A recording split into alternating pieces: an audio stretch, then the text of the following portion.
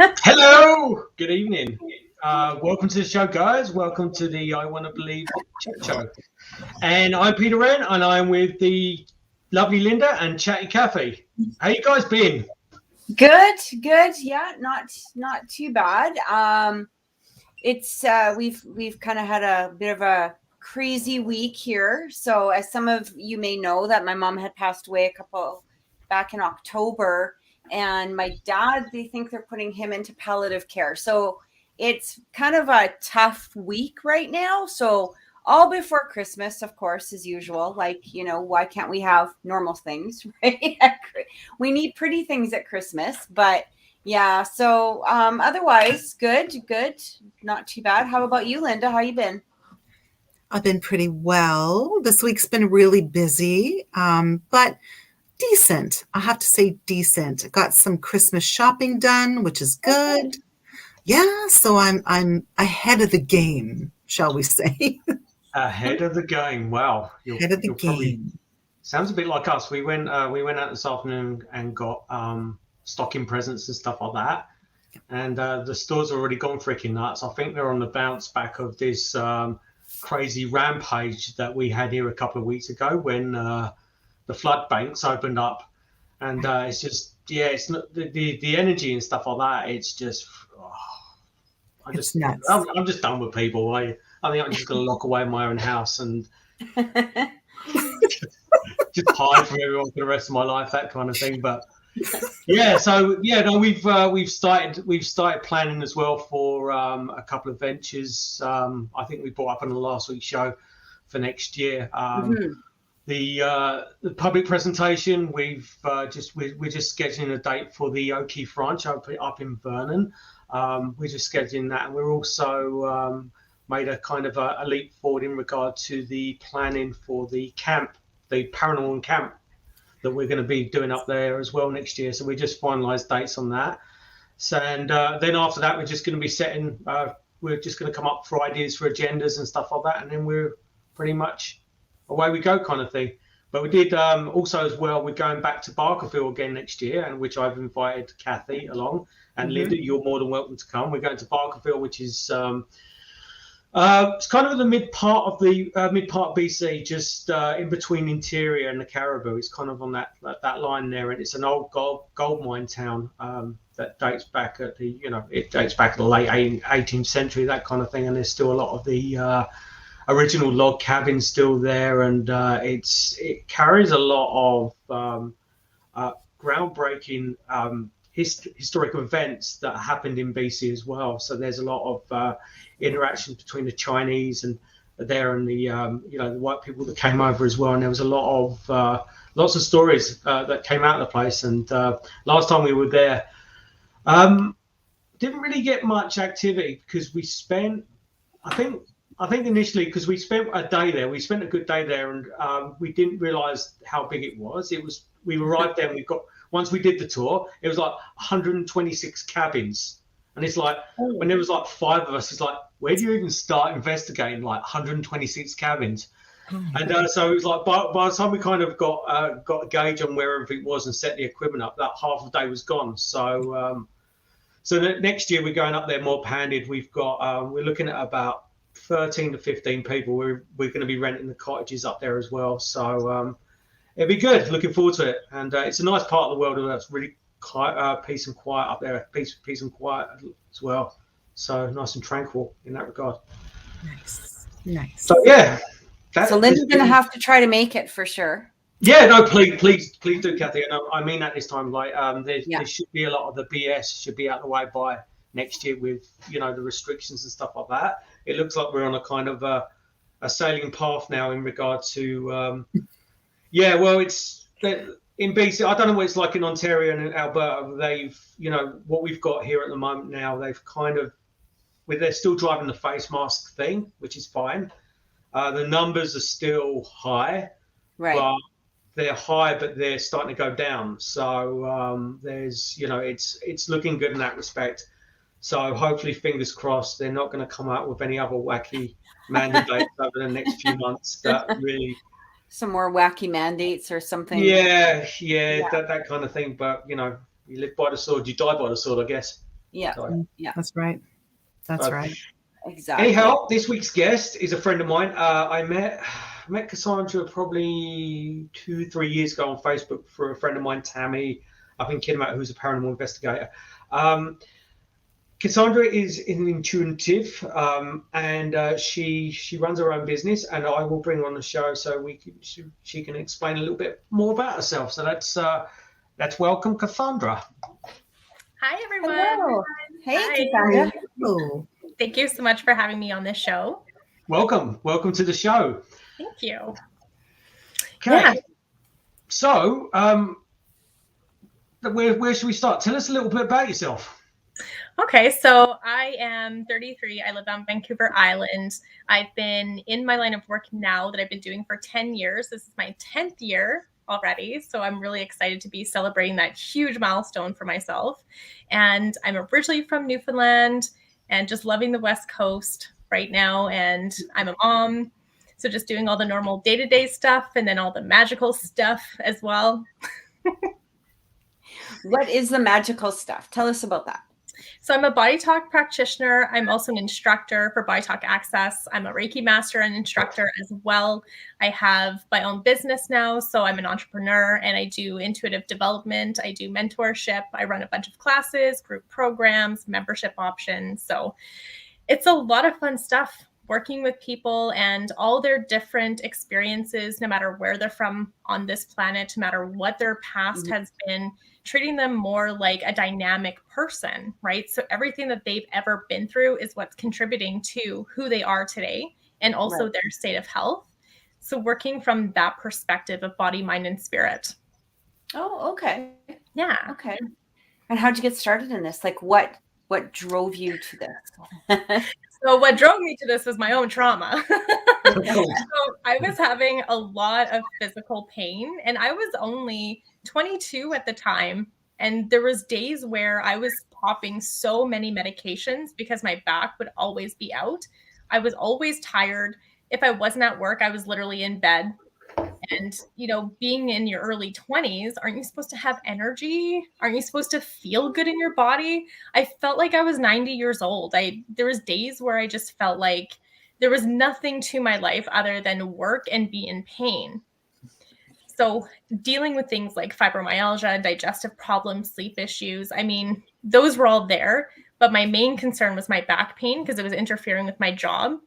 I was a manager at the time for a really busy restaurant. And I was working 8 to 12-hour days, 5 to 6, sometimes 7 days a week, sometimes doing night shifts. So it was a lot going on in my body. And looking back now, yeah, I was stressed and I didn't realize it. It's amazing how you don't think you're stressed at all. Yeah. And I actually had a body talk session because one of my friends was studying it. And she said, well, just give this a try because nothing else was working.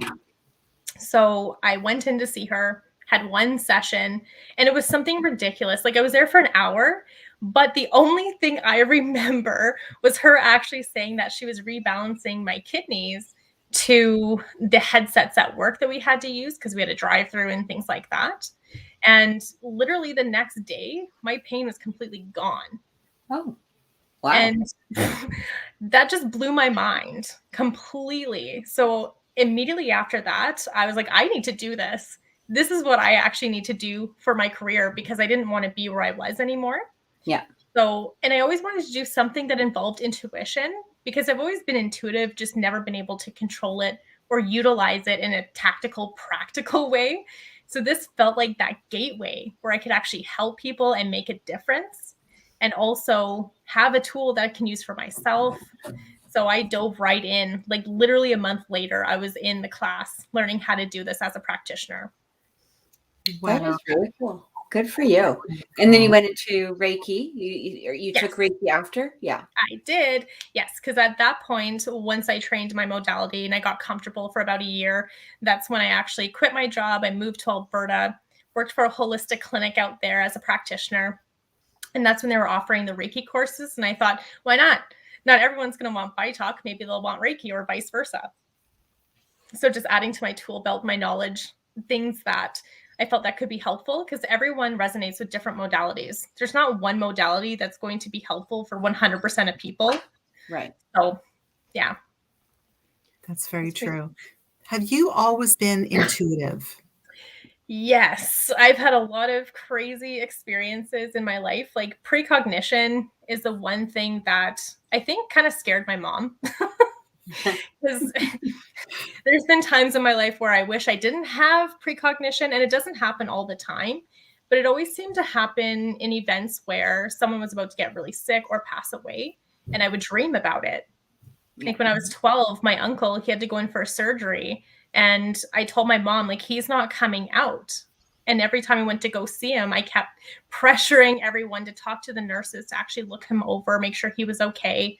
And I was only 12, and I remember so vividly too, I took my little cousin for a walk, and it was interesting because I had the dream that he wasn't going to make it, but I didn't remember anything else in that dream.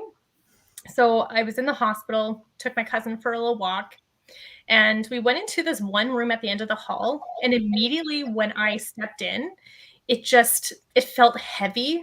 It felt like death. It even smelled funny to me. And at that time, being 12, I've never experienced this. So I just thought, oh, well, it's just a hospital, but it made me feel really sick to my stomach when I was there.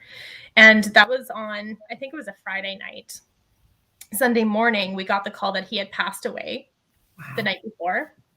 And when we went to go see him to say our goodbyes, he was actually in that room that I had gone in that night before. Wow. That's crazy. Yeah. Crazy. So you have your intuition. Sometimes you get an overload of things, and they're not always the most pleasant, but it's not always like this either. It could be fun things too. Mm-hmm. So what kind of like how do you actually, sorry, probably contradicting exactly what I'm saying, how do you actually visualize what you see and feel? Is it just by thoughts, or is it kind of smells? If that all makes of it sense. now. Pardon? It's all of it now. Sometimes it'll be a smell, or I'll hear something. It could be a word or a frequency. Sometimes I will taste something that is off, or I might actually see what it is. And sometimes when I do see, it's either in the actual environment, like subjective seeing, and then other times it's just in my mind's eye. Mm-hmm. Yeah. How did you learn to control that? Because obviously it's kind of like it's like a beacon, and some people don't have the ability to switch that off, and it drives them nuts. But how did you learn to turn that switch off? Yeah, so for me, I actually took a course called Mindscape back in 2012 because I saw it as an opportunity to be able to work with my clients deeper and get to know them. And I didn't realize that once you took this class, you could literally turn it off and on. And it's just as simple as going into the Mindscape workshop, it's what it's called. And that's when you're in your intuitive center and you have all these different tools that you can use. And from day to day, like if I'm going to, say, the mall or something that's really busy, because I know a lot of empathics, if you're listening to this, you know that sometimes that can be the worst place to go, is packed places. With all we were talking about that earlier. Yeah, everyone's aura is mixing in with each other. You know, everyone's projecting their emotions if they're suppressing and not dealing with their stuff. I mean, collective energy is really intense. So for me, I just go into Mindscape, and then what I work with is actually my auric field, and make sure that I'm not absorbing anything, and making sure that it's, strong when I'm out, and I feel way more settled. It doesn't bother me. That's amazing. That's amazing, because I can't tell you how many people will reach out to my paranormal team and they'll say, I'm having all these feelings, or I don't understand them. I think I might be an empath, but I don't know how to turn it off. It's always on all the time. So that sounds like a skill that so many people would benefit from. And I'm sure you probably have had these types of people reach out to you. And that's quite a good way of harnessing the power of all of that, and understanding it, right? And coming to terms with it and turning it off when you don't want it. Yeah. I literally set up times for like my guides and for the information to come through. I'm like, okay, from this time to this time, I actually don't want it unless it's in relation to my survival. Otherwise, I don't want it right now. I want to be normal for a little bit. And you can do that, which is really fun, to be able to have that sense of not control necessarily, but to have that freedom, to have the offer on switch so you don't have to be on. And then also learning for yourself, why do I do this? Why do I absorb people's emotions? Because everyone does it for different reasons. Right. But we all need to have boundaries because let's face it, that's you have to, because you can't have it intrude in your life. Right. Exactly. And on some level with empaths, when they're feeling disempowered, is because on some level they feel responsible for other people's experiences, emotions. Maybe they feel like the mediator in their family, so that it extends outside of them, right? So there's so many different reasons, but the boundaries is exactly what people need to work with. And other than working with like your energy field, that is another way to actually strengthen your energy field, is to know your boundaries and to feel confident and secure in them. A lot of times too, as empaths don't recognize where, they can be very moody, or even get depressed, or, go through all sorts of, different emotions. It can be like a switch up, like within a minute, you're like, how come I'm happy? How come I'm sad? How come I can't, they can't do that balancing of their emotions, simply because the fact that they are picking up on so many different energies that are around them. I mean, for me personally, it was something I had to just teach myself, because I was a bar manager, worked in bars, always with the public, so every job I've ever had has been pretty much with the direct public. So if you didn't teach yourself how to shut that shit down pretty fast, it would be very, very overwhelming. But, and there are days like even now where you sit there and you go, why am I feeling angry? I'm not angry at anything. Oh, that's not mine. Okay, done. And you kick it out, really, is what you're doing. You just kick it out and go, okay, I know this doesn't belong to me. Exactly. Yeah. It can be that simple too, of just saying, this is not mine. And I can release this back to wherever it came. Yeah. Yeah. Right. Like you can visualize. I don't need it. Don't want it. Done. Yeah. It's like, exactly. I have nothing to be angry about. So why am I angry? I don't know. Okay. Just get away. Yeah. And that's the other interesting thing with empaths too, is that anyone, you don't have to be intuitive, even though everyone is, or an empath, which I believe majority of people are. But regardless, if people aren't dealing with their emotions, they leave that energy residue as well. And it takes a while for it to dissipate. So it's kind of like when you're going into a restaurant, you sit down and all of a sudden your mood changes. Well, who was sitting in that seat before? So even just, practicing, just kind of moving that energy can be really helpful too. Well, and it's like, even with paranormal investigation, we've all walked into places where maybe somebody was, you don't know if it's paranormal, energy, or did the people just have a fight? And that energy, it sits there for a while. It does. And, you have to either figure out where exactly it's coming from or disassociate with it at times. Absolutely. We've all walked in where we know that they might be sitting there happy and smiling, but you can feel, it's like, that they say the tension being cut with the knife, right? And we've all felt that. Absolutely. And I've been doing land and house clearings now for almost 9 years. Yeah. So I love this perspective as well, because it's so true. I have a different belief around like certain spirits and what they can be. Like, for example, when you're talking about people's anger and how it's left over in their house, and it's because it's usually attached to the person, but they project it outside of them. And that can become one of those poltergeist-like spirits, because it manifests outside of them and becomes noisy for them to actually deal with their anger. And even if you get rid of it, it will just come back if they don't deal with their stuff. Yeah. So that makes total sense. And a lot of people don't. That's the thing. A lot of people, they want the easy fix. They want the easy fix, especially, and we've all dealt with that too, especially when it comes to paranormal investigation and stuff like that.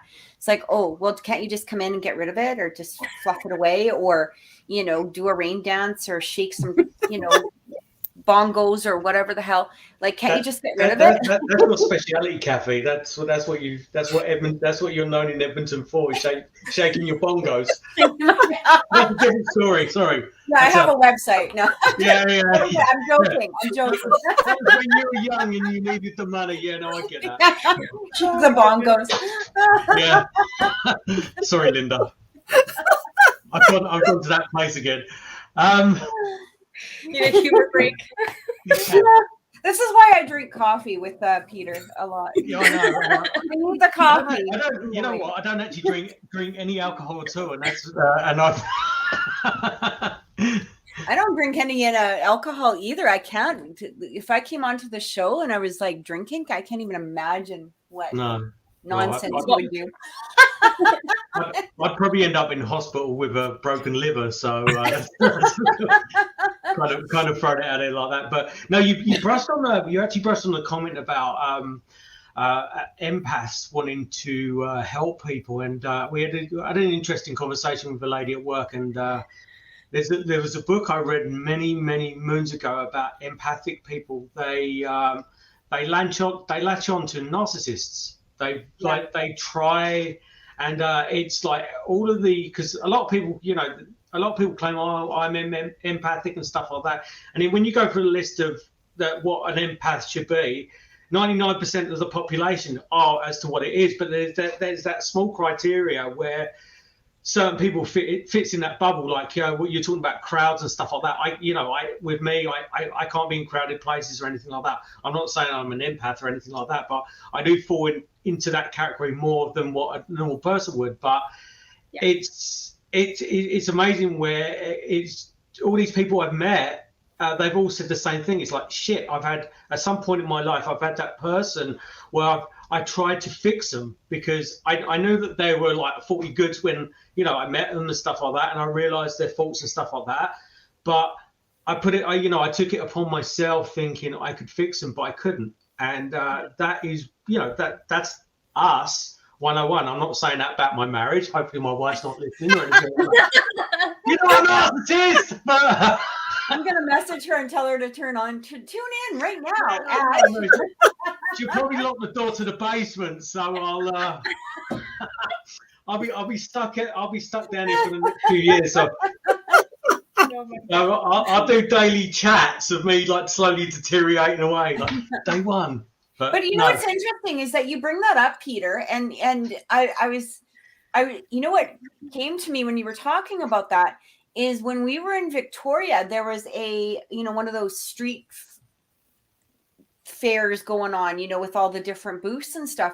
And I remember we were walking through that and you literally changed once we got into all of that it was like pretty crowded. I think it was like on the dock or a pier, like it was near the ocean there somewhere. I don't know if you remember that, but we were walking through that. And you actually, I remember you getting very visibly like, okay, I've had enough. I got to get out of here. Like it was very, and then once we went into, I think once we got closer to the museum, he was like calming down, but it was like this, like, no, I got to get out of here. It was really, it was very noticeable. Ever since I was a kid, like it's not like people say, oh, you're claustrophobic. It's not that. I just don't like people in my bubble. Like when I was growing up in my teens, we used to go out drinking every Friday and Saturday nights and stuff like that. And the pubs in South London would be packed. I mean, to the point where you'd be standing, if you can't get a seat, you'd be standing at the bar, like holding your beer like that. And it'd get to the point where we'd get to the pubs early. I'd get there an hour before anyone else. So I had a seat, so I know I was secure. And then it will be, okay, they start the rounds and there's about 12, 13 people. It'll go around the table until it gets to me. I go up and go to the bar and that's it. I'm out the door. But, hey, it was your round. I'll be like, no.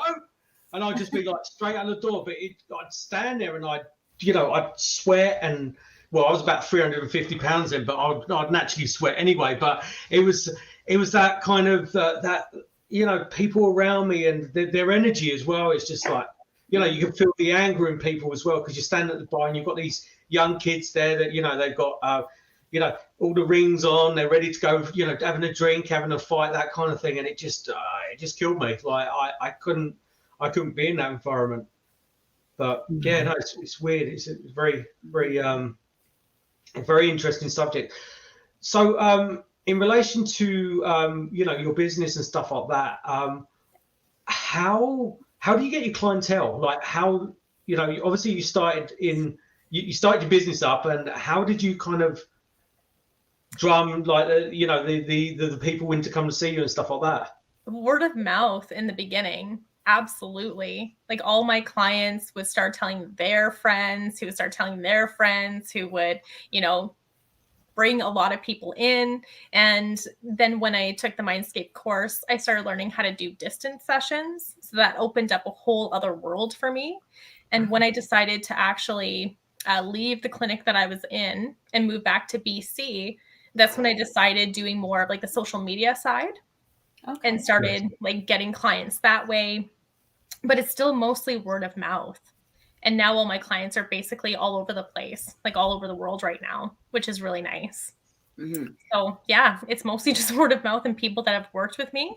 And recently it's been because of my TikTok videos. I've actually been getting a lot of people through that, which has been interesting. So I'm loving all sides of it, right? Like it really started out in more of like that intimate word of mouth place with the people that I worked really closely with. And now it's just spreading in different channels. So yeah. You do classes. You said you had one coming up on Monday. So what is included with your classes? Like what would a typical class, or I guess you change them, obviously, like they're not all the same, but like every class is different, but they all come with the basics, right? Like it doesn't matter if I'm doing Mindscape or Reiki, you all get a manual, right? You get a certificate of everything once you're actually finished and complete. You get support with me beyond the class. I don't just love you and leave you. I'm around for whatever support that you need post-class. So if there's questions, I do study groups as well with my students, and I just keep things moving forward because everything's always evolving, right? Something I might have brought up in class and taught like a year ago might have evolved and changed. So any updates, anything like that, I keep them in the loop. But it's usually pretty small, intimate classes. I don't like to do more than 10 people at a time, regardless of what class it is, just so everyone has that sense of support. So for me, like the main basis of any class that I do is that support, having that time with each individual. I like that idea. Listen, I have a really interesting question because I'm sure some people watching this probably have the same question. Your clearings that you do, and you mentioned that you've done so many of them. Do you do remote clearings as well? Yeah. And how do you actually do that remotely? So again, the class I took, Mindscape, I actually just remote view the place that I'm clearing. So I do most of my business now is 99% online. I really don't see in-person clients anymore, and it's been that way for 4 years. Thankfully, I was ahead of what happened over the last couple of years, so I didn't have to worry about that switch. But I just remote view the place. And recently, what's actually come up with my house clearings is that I started actually drawing the properties, which is weird, and whatever was coming up on the property. So it started into just the normal clearing side of just doing it energetically using like Reiki and all the tools that I have, crystal frequencies, whatever came up. Yeah. And now it's more so into actually drawing the actual property and working with the clearing that way and focusing on it in a different way. I don't know what the difference is. I don't think really there is. It's just a new thing that showed up now. But pretty much everything I do is remote. That's fascinating.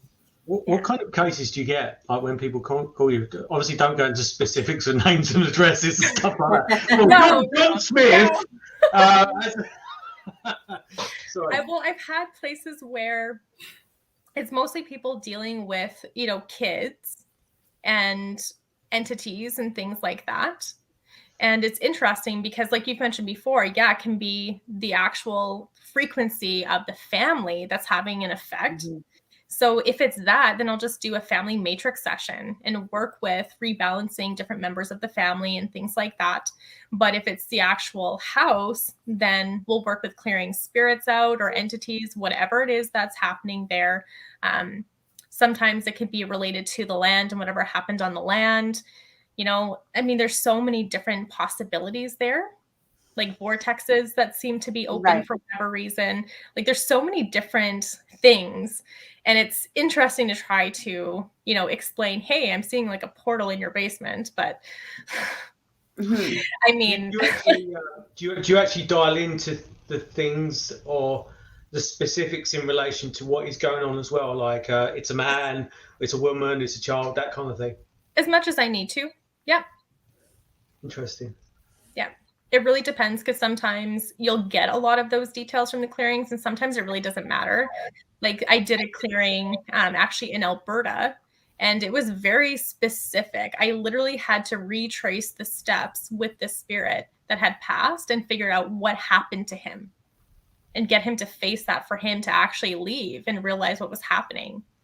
So sometimes it can be very intense like that, which to me is more like shamanic type work. But other times it can be just very simple and figuring out, like, is there also someone in the family that's drawing these things in? Because I had one land clearing that I couldn't do because the person kept bringing them in. And she's like, but I like them. Then why are you asking me to come? I know. Yeah. Yeah. So that was probably one of the most intense ones that I've done. And there was a lot of other things that went on, but it was just, that one was intense. That's pretty incredible. Right. Now, you teach these techniques, correct? Yes. Okay, question for you. How do you know when you have a person who comes to you and says, I really want to learn this? How do you know how, or I wanted to say how good they are, but that's not really where I'm going with this. How do you know if they are going to be an effective person? I mean, there are some people that want it so badly, right? Kind of like when we go in and people say, I really want to see a ghost. You know where I'm going. So how do you know whether this person is actually going to be really good at this, or whether it's one of those, I want to do this, but ... Yeah. Do you mean specifically for the land clearings? For pretty much anything. I mean, there are people out there that really want to be intuitive, right? Okay. But they don't really perhaps understand what it's all about, or maybe they just aren't, but they really want to be. And developing that intuition perhaps is not forthcoming for them. How do you deal with people like that? Well, honestly, especially over the last few years, there's not a lot of people like that. Good. You know, that's what I was hoping you would say. Yeah, because everyone is intuitive. And I've even noticed in the last 10 years since I've taken the class, and I re-audit the class all the time because that's just a part of what I do. And I've noticed that people coming into the class now, they'll be like, I'm not intuitive at all. And yet they'll pick up on all these crazy things, you know, with other people when you're doing the scans and everything else. And I'm just blown away by, really? You're not intuitive? You picked up on like different broken bones or surgeries, like when we do these different techniques for fun. And the other thing I'll say too is that regardless of how people view themselves, or if it's not happening right away, thankfully we have 5 senses to choose from. You don't have to choose just one sense. We all have the ability to use all 5. There is a small percentage of people that have that thing where they can't actually visualize, but beyond that, pretty much everyone can use all their 5 senses and usually have one dominant one because they've relied on that subconsciously their whole life. So for some people, it might be the intuitive sense of touch, which is the empathy, it's the gut feelings, it's the instincts, right? Right. And they can just work from there, what they're already comfortable with that they may not even realize, and then they can add the other ones in later. So it just takes time and that willingness to actually put in the practice, because it is a skill. Sometimes too is a lot of people will say, you know, oh, I would love to be a psychic or intuitive or whatever it is. And, you know, being like, I guess what my point is that, you know, I was always intuitive being young, but then when I got into paranormal investigation, sort of saw the crap that you don't want to see. Right? Yeah. Instead of it being, you know, just Aunt Mary, I was seeing like, what in the hell is this thing, you know, that I'm seeing? And, you know, a lot of people get very confused. Like when they say, I want to be a psychic. Okay, well, it goes beyond knowing whether or not somebody's going to call you next week or you're going to go on a date with so-and-so. There's some crap out there that, you know, when it comes face to face with you and you're like, oh shit, I didn't know you died like that, dude. Like, okay. Yeah. You know, that's stuff that you don't want to encounter. And a lot of people will say, oh, I want it all. I want to learn all of this, or I wanted, and you're like, no, you know, sometimes that 1 sense at a time, like you were talking about, is not a bad thing, right? Because you have to adjust. Like, you know, you sound a lot like me. Like I have all of that. Like I have clairvoyant, you know, clairaudient, all of, like I see in my mind's eye, but also with my eyes. But it's interesting because a lot of people, you know, they tend to judge themselves and they'll say, well, I don't see it with my eyes. Well, hey, honey, you don't really sometimes want to see, you know, the creepy person in the corner of your room. I'm okay with it being in my head. I'm perfectly fine with knowing that it's there, but I'm not seeing it with my eyeballs and, you know, seeing it in that way. But a lot of people, they don't sometimes quite understand that. And they want the full meal deal without knowing exactly what the full meal deal actually consists of. Like it's not fluffy puppy dogs. No, it's not all rainbows and butterflies when dealing with intuition, because when you think of this, when it comes to the energy side, anything that you can think of exists in energy. 100%. So they have to be prepared for that. So that's the thing I'll tell them, like, how far do you want to go? Where is your hard stop? Yeah. What are things you don't want to see? And they can put those filters in for themselves. You don't have to be blown wide open and see everything. But for me, again, very similar to you, that is actually something I've wanted to work with. Right. So I don't mind seeing them. I think it's fun. I have a warped sense of fun, a very dark sense of fun. Absolutely. There was a point I remember, you know, especially when I was really seeing them with my eyes, that I would end up, you know, we'd be driving and I'd slam the brakes on because to me, somebody was running in front of the car. And I remember my kids like, what the hell are you doing? I'm like, hello, there's somebody right there. And they're like, no. Like, you're freaking crazy, Mom. Or I remember we were in Canadian Tire and walking down one of the aisles. And I mean, I thought I knocked somebody. And I said, oh, I'm so sorry. You know, excuse me. My daughter's like, you're off in the head. Like, there's something wrong with you. You've been on the funny stuff again, haven't you? The old BC bud. Yeah. Like, who the hell are you talking to? There's nobody there. Yeah. And I'm like, but to me, I banged into somebody. I knocked into somebody in my head, you know, or to me it did. And so, you know, that's where I kind of went, okay, you know, let's just put the stuff in my mind. And I know it's there. I don't always need to see it with my eyes. I'm really good with that because this is I'm becoming my own danger hazard here. Like I need my own caution tape or something. Like, you know, so. Crazy. Oh my God. If you ever really experienced, you know, that kind of, what's that? I think it's really important, you know, that there are people in the world like Cassandra, because, you know, we talk about this all the time, where when people are having experiences, they really feel like they're losing their mind, or they don't quite know how to make sense of any of this. And I mean, it's really difficult for them. So, I mean, thankfully, Cassandra, you're there and you are able to explain to them why it's happening, how it's happening, and how they can harness that energy much better, because so often it's like it's everywhere and they don't know quite what to do with it.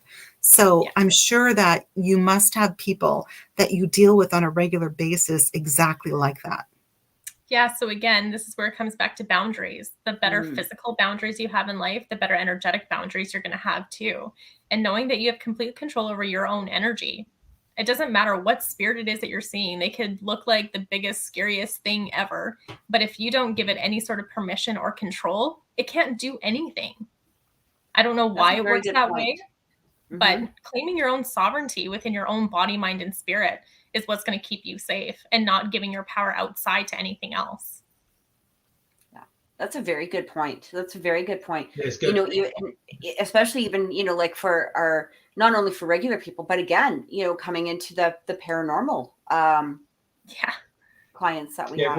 We often say as well, when we do investigations, it's they're like, oh, can you get rid of what's here? And it's just like, you know what, you could go out and, you know, you can pay a psychic $400 an hour to come in and throw something around, as Kathy says, go in and throw your bongos around. But essentially, the only person that can get rid of what's there is the person themselves. Like it's like, without sounding cheesy and stuff like that, it's mind over matter the majority of the time, and that's generally what we focus on as well. It's just, you know, it's not what's going on in the house, it's that person, and it's teaching that client as well how to deal with it, you know, teaching, you know, boundaries and stuff like that, and getting their mind around what's going on and dealing with what's there, rather than trying to dismiss it, or, you know, and be scared of it, that kind of thing. But again, 95% of the cases we go on, the clients generally don't want that. They just want validation. So it's kind of, with us, it's a win-win, where you say, okay, we found this and we found that. That's great. We're not mad, and we're going to go off into the sunset, and that's it. But that 5% of the time, it's it's like, oh, we need to get a priest in. You're not even, you know, you're not religious or anything like that, and it's just, you know, it's definitely mind over matter for sure. Yeah, it's definitely that empowerment side too, giving them the tools as well, instead of feeding into like the rescuer dynamic, right? And keeping them in that state of they're helpless, just teaching them how to actually be more in their power, which is what's going to shift the dynamic in their home too. Yeah, no, totally. So in your visualization, when you're doing remote readings and stuff like that, obviously you get kind of energy and stuff like that. You feel the energy that's going on. Do you get different amounts of energy per case, like per client, that kind of thing? Does it vary? And like, have you ever had a vast amount where you've like, you know, I need to take a step back. I need to kind of recharge my batteries before I go into this. Otherwise, I'm going to lose my hair. So all of them are different. And up until a few years ago, I was feeling kind of cocky with it. I'm like, oh, I can enter into any place, you know, and it's totally fine. Well, I got knocked on my butt quite quickly one time. I walked into the house and immediately it felt like I had vertigo. I was smelling smoke everywhere. I was seeing people that had committed suicide in that property. It was like the most intense thing I have ever felt. And they had a lot of like weird objects in their house that they were like creating decorations out of, like old antiques or old thrown out things. And there was a lot of these things in the house. And it was a beautiful home though. Like it was a huge, like 3,000 square foot, beautiful dream home. But there was all these weird things that actually were happening in the house. And this was the one where she was bringing in all the different energy, right? And that was the one where I was in there for maybe 20 minutes. I don't even know how I lasted that long. And I had to get out of the house. I couldn't even be in it. I couldn't even do any clearing, nothing. I had to leave the property. Right. Yeah. And even still just thinking of that. Were you able later to go do it remotely after, or? I did some remote after. And I found remote is not as intense for me. Like I still feel the energy. I still feel some of the intensity, but it's not like that. Yeah. It's like walking into a fun house where you don't know what is up and what is down, you know? Right. And yeah. So, I mean, a lot of other stuff happened. I couldn't really do much clearing there because the person didn't want that. Even though they said they did, they didn't. They admitted that. And yeah. Yeah, so it was intense. Some people, and I think like that's probably crazy, right? Yeah, some people love that, and to each their own. If that's what you like, okay. Yeah. Right. But that's been the only really intense place that I've worked with so far. Wow. So what now? Like, what is your plan now in relation to your business and how you want to expand your own capabilities? Yeah, so I'm always looking to expand, and expand my business and do all of that. So right now I'm just focusing on bringing more people into my business. Eventually I want to hire more people to actually work with me. That's kind of my next step, my next goal. That's pretty cool that you want to do that. I like that. Well, I Yeah. was going to ask you, what do you find the most rewarding thing about what you do? I think it's really working with people that want to shift out of their past experiences, like their traumas and things that they've gone through, and actually come into their authenticity of who they are and actually live life on their terms. That's probably my favorite part of getting them in tune with whatever their capabilities are, because everyone's capabilities are different. So intuitively, whatever, it doesn't matter. But just coming into that fresh place of feeling like they actually can step into the world as who they are without that sense of judgment and just that whole self-acceptance. I like that. Thank you for that, because you know what? That's so important. I mean, being authentic is really what it's all about. And I love when you talked about, taking back their power, because I mean, Pete, you mentioned that too, about the fact that the only person who can really clear their space and take it back is the person who actually lives there. Yeah. And if you can connect with somebody like you, Cassandra, to kind of, I guess, remind people of that fact, because I think we all know that we're intrinsically very powerful, but so many people give away that power. Mm-hmm. And when and when you're in a situation where your home is haunted, you're sharing your space with an energy that is really compromising you in some way, that fear makes you give up that power. And I mean, you have to be reminded that, wait a second here, this is your environment, this is your space. And that's so very important. And so many people out there, like us, paranormal investigators, not as high caliber as, people like Pete or Kathy, but they'll say, I'm going to go in and I'm going to get my superhero cape and I'm going to go in and I'm going to clear that for you. Well, I mean, really? I know. It's only the thing. I've been on a very few cases over the last decade since I've been in BC.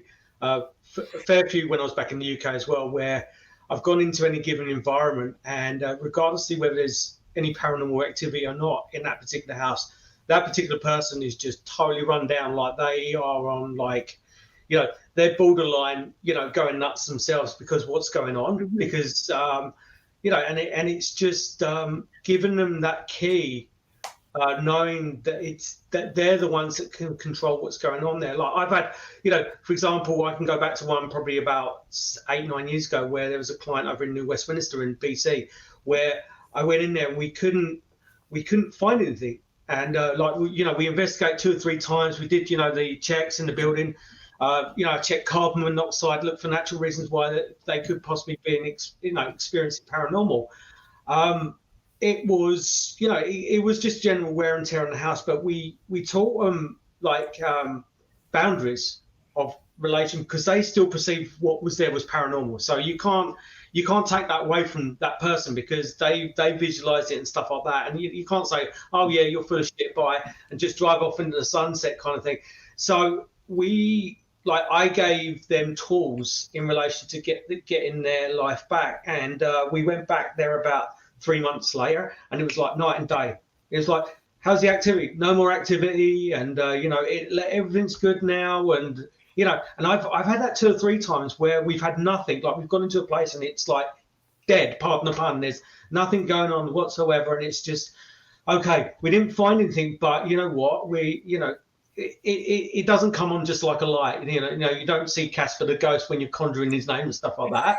But here are the tools, and that's it. And they're like, oh, we try that, and it's just like bang, the light comes on, and then before you know it, you go back there and the whole environment's changed. Like there, even you walk in there and you can feel the energy of the house has actually changed. It's just by them because of their focus in relation to what's gone on, rather than that it actually being paranormal, because it's them conducting that. And it's going back to what you originally said as well, Cassandra, about people's energy and poltergeist activity and stuff like that. It's them, primarily them. Yeah. So, but it's good. Yeah, it's true. And what you said at first about how you didn't feel well for a long time. And, I think that has a lot to do with so many things, because so many people take so much medication. They go and they see, X, Y, and Z physician who prescribes so many things, and it dulls their mind to the point where, they can't see. And they can't experience, they're not clear. So I'm sure you must have dealings with people like this all the time. I mean, how do you set people like that straight? What do you tell them, with respect to all of this? I mean, the same that I would tell anyone else, because I can't really say that, medication is going to make things a lot worse for them in setting boundaries, because it won't. It's just them getting to understand that regardless of what they're feeling, their level of presence, regardless, they can still set those boundaries. Right. They can still have that sense of power, regardless. That's important. Yeah. True. Do you find a lot of people are scared to let go of the medications as they go through, if that makes any sense? Like, yes and no, but I also try not to judge any of that, because I needed medication for a long time. So for me, it's whatever it is that they need. And if they're able to come off it at some point, great. But if not, if it's what's helping them get through the day, then awesome. I just happened to be one of those cases where I literally came off of everything. Wow. Which is really nice. I mean, I was taking a lot of different kinds of painkillers. They've tried me on so many meds. They actually couldn't figure out a lot of what was going on. It's only been recent that they've actually been figuring it out. And it's more neurological than anything. But even then, a lot of what I try to help them with is understanding where their energy leaks are. Because I find that's what causes a lot of body pain, believe it or not. It's having other people's emotions in your body, giving your power outside of you to other people, over giving, not having that self-care for yourself, right? Mm-hmm. This is what creates a lot of physical issues. And I've seen it time and time again with people with chronic fatigue or fibromyalgia. I'm not saying that this is like a cure for that. I'm just putting that out there. But I've noticed that once they have those boundaries and they kind of work with those energy leaks and they stop giving their power away, they actually start to feel more vibrant in their body. And it's what I was dealing with as well. And now I actually look like a normal person that can actually enjoy day to day, because I can. Right. Yeah. So I mean, we're talking about balance, right? I mean, balance is a big thing, because so many environments that we go into as paranormal investigators even are very imbalanced. And, regardless of what that looks like. We had an investigation once where we went into a home and the person was a hoarder. And it was insane, just insane. And when you speak to people like that and you tell them they need to take back their environment, in other words, clean environment, clean mind, clean atmosphere, usually will balance things out and possibly eradicate whatever paranormal activity that they're having. And if not eradicate it, then allow you to better understand it. But it's that balance, that clearing of that toxic energy that's going to make things different. So, that's part of, I think, what this is all about. And I'm assuming that you do work with paranormal investigators and kind of, I guess, explain all of that to the clientele. I wish I worked with paranormal investigators. That's kind of like you to come work with me.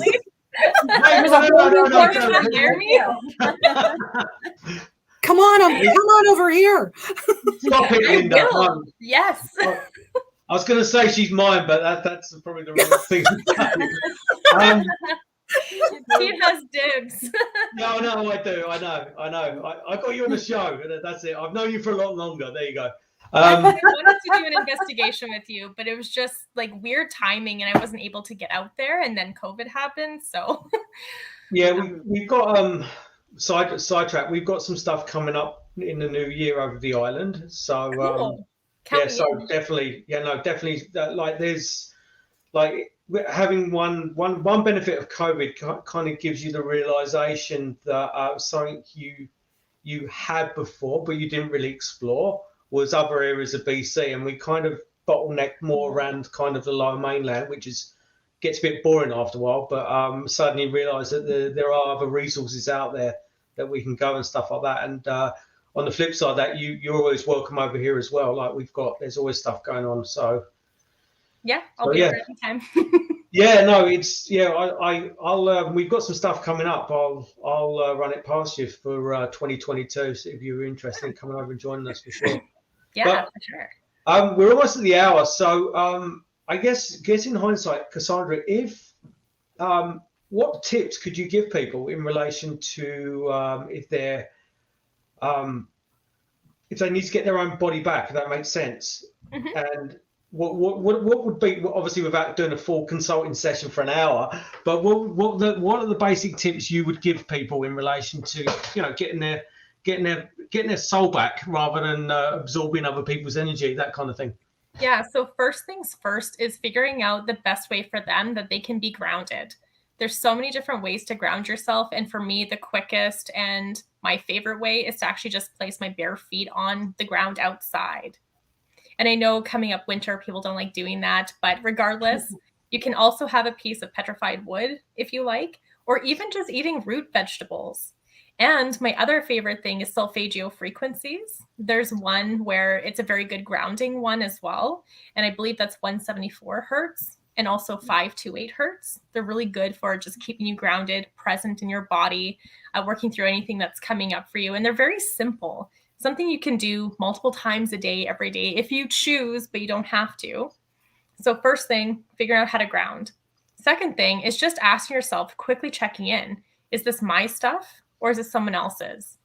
And typically, if it's your stuff and if it's a yes, you would get like that gut feeling, like that higher gut feeling that it's a yes.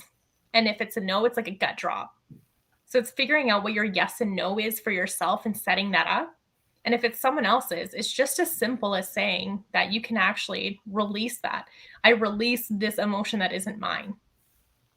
And if it is yours, well, then you can figure out for yourself, like what you need to have that emotion move. Do you normally suppress your emotions? Do you take time at the end of the day to unwind and really process the day? And just adding in some of those little pieces of time to make sure that you're connecting with your emotions, because I'm sure you guys would agree the majority of people, especially over in this Western part, are not connected to their emotions at all. And that's what creates a lot of this dysfunction and disharmony in your environment, in your body, mind, spirit, and then you disconnect from all of it. 100%. It's kind of like going for a chiropractic adjustment, where somewhere inside you're subluxated, but you have no idea where, and you're overcompensating on some part of your body. And and you're a mess. You're just a mess. Yeah. You shift one thing and then 5 others shift at the same time. Exactly. Yeah. Exactly. Yeah, there's actually, a funny quick story in regards to exactly what you were saying about shifting. Like, once you shift one thing, and it was funny because way back when my daughter was, my middle daughter was born. So this is like 25 years ago. I had a C-section and with her. And so, you're going through the recovery. Well, I would say about 2 weeks in, my foot started swelling like massively. Like it looked like it was 4 times the size of my other foot. And there was no reason that I knew. And the pain was like I was out of my mind with the pain. And I went through x-rays, CAT scans. They finally did one of those, where they inject the dye, and he said, your foot is broken. Your foot has been broken for probably a month. Like you probably broke it when you were pregnant. Like it was stress fractures throughout my entire foot because I was waitressing at the same time. So probably with me being huge and, you know, waitressing and doing all of the things that you do, you know, when you're pregnant and you have another kid to take care of.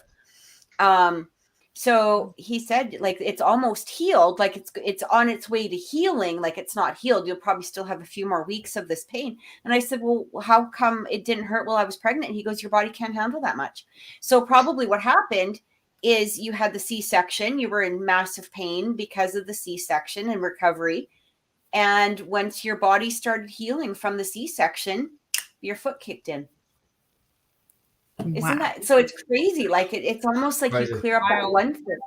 Yeah. And you know, and so, you know, I think back, like that kind of just triggered that memory. And I thought, oh, you know, that's really interesting because, you know, even like with your work, like sometimes, yeah, we clear up one thing, but we have to release the rest of that energy because like you said, you know, especially in this Western world, we shove a lot of things down. And we overwork.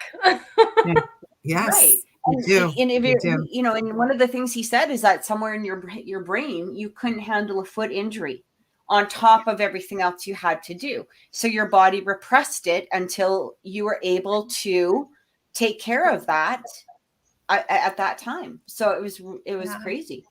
Yeah. That makes total sense. Wow. What an incredible story. It reminded me exactly of what you were saying. Like it makes so much sense, right?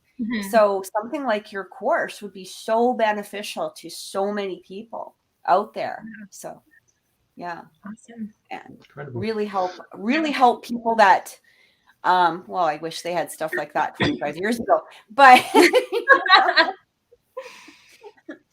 yeah. So thank you so much for sharing all your insight with us. Brilliant. Yep. Okay, Cassandra, last couple of minutes, would you like to advertise yourself? I've just got her website at the bottom of the screen. So, so click there. But if you do want to utilize how to use your intuition, then just go to that website. The course called Mindscape is actually happening next week. And there'll be another class again in either January or February. They happen regularly. And it gives you all the tools that you need to use your intuition the way you want to. So you don't have to worry about being blown wide open and seeing all this crazy stuff that I like to see. That's just a personal choice. So you get to choose on how you actually want to use your intuition. So if you want to join us, feel free. Brilliant. Thank you so much. Thank you, Cassandra. Thanks for coming on. Thank you so much for having me. Okay, well, thanks, guys. Welcome to the show. Jesus. You are digital. Let's start again. Welcome. Thanks, guys. Thanks for tuning in, and we'll be back on the same time next week with another guest. Next week we have a friend of mine, Megan, a paranormal investigator from Florida. So should be interesting. Okay, thanks, guys. Bye. Thank you. Thank you. Bye-bye.